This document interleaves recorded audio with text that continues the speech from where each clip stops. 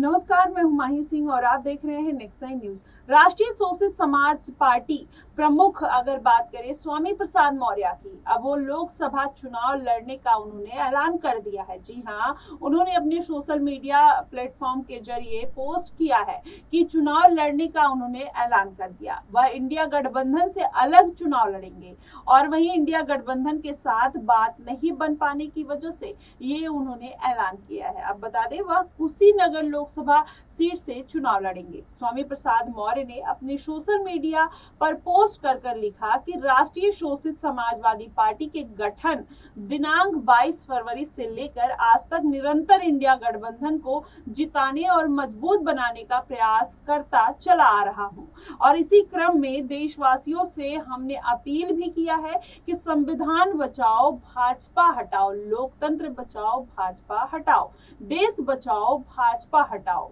इस तरीके का उन्होंने पोस्ट किया। अब आपको बता दें, पूर्व सपा नेता ने कहा कि इंडिया अलायंस में सम्मिलित यूपी की दोनों बड़ी पार्टियों के नेताओं से मेरी वार्ता भी हुई और उनकी अपेक्षाओं के अनुरूप मैंने 5 नामों की सूची भी भेजी है और मैं प्रतीक्षा कर रहा हूं कि उन्हें उस पर निर्णय कर इन्हीं दोनों पार्टियों की ओर से तय किए गए नामों की घोषणा भी हो, और किंतु आज तक घोषणा नहीं हुई। उन्होंने चुनाव लड़ने के ऐलान करते हुए कहा कि अस्तु, अगर लंबी प्रतीक्षा के बाद लोकसभा कुशीनगर की जनता की मांग को देखते हुए लड़ा जाए तो कहीं ना कहीं ये बात निकलकर सामने आती है। कुशीनगर की जनता का सम्मान, स्वाभिमान, विकास संकल्प लेकर कुशीनगर लोकसभा प्रत्याशी के रूप में कुशीनगर की जनता को समर्पित कर रहा हूं तथा देवरिया लोकसभा में राष्ट्रीय शोषित समाजवादी पार्टी में प्रत्याशी एएस चौहान होंगे, आपको बताएं, और शेष नामों की घोषणा भी शीघ्र किया जाएगा। उन्होंने अपने सोशल मीडिया के जरिए कहा कि अब देखना है कि इंडिया गठबंधन में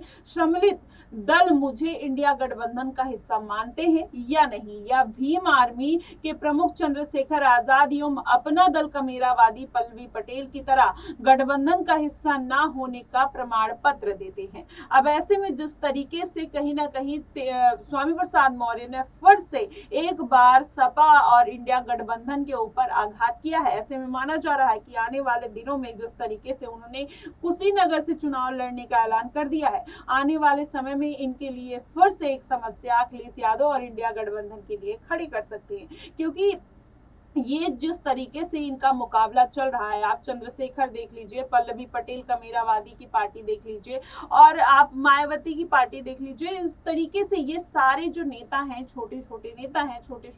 जो दल हैं, ये सारे लोग पीडीए की राजनीति करते हुए नजर आते हैं और सबसे बड़ा एजेंडा अखिलेश यादव का पीडीए ही रहा। तो ऐसे में जाहिर तौर पर अगर इन्होंने जिस तरीके से बताया कि इन्होंने 5 नामों की लिस्ट भेजी थी लेकिन उस पर कोई रिस्पॉन्स नहीं आया, उस तरीके से अगर देखा जाए तो कहा जा सकता है कि स्वामी प्रसाद मौर्य कहीं ना कहीं नाराज दिख रहे हैं, लेकिन अभी भी वो उनको इस बात की आस है कि हो सकता है कि इंडिया गठबंधन उनको अपनी पार्टी में शामिल कर ले या उनको अपना हिस्सा मान ले। वैसे में जिस तरीके से ये सारी बातें कह के वो खुल के रखते हुए नजर आ रहे हैं, वैसे में देखना होगा कि क्या वाकई में वो अखिलेश यादव के तरीके से काम करते हुए नजर आते हैं या फिर अपने तरीके से, बुलंद तरीके से, जिस तरीके से वो हमेशा कुछ ना कुछ विवादित बयान देकर कुछ ना कुछ उनके लिए मुश्किलें खड़ी करते हुए नजर आते हैं। और जिस तरीके से उन्होंने भाजपा हटाने का नारा लगाया है, ऐसे में देखना होगा कि भाजपा का वोट परसेंटेज स्वामी प्रसाद मौर्य कितना कम कर पाते हैं। फिलहाल ये आने वाले समय में देखने वाली बात होगी।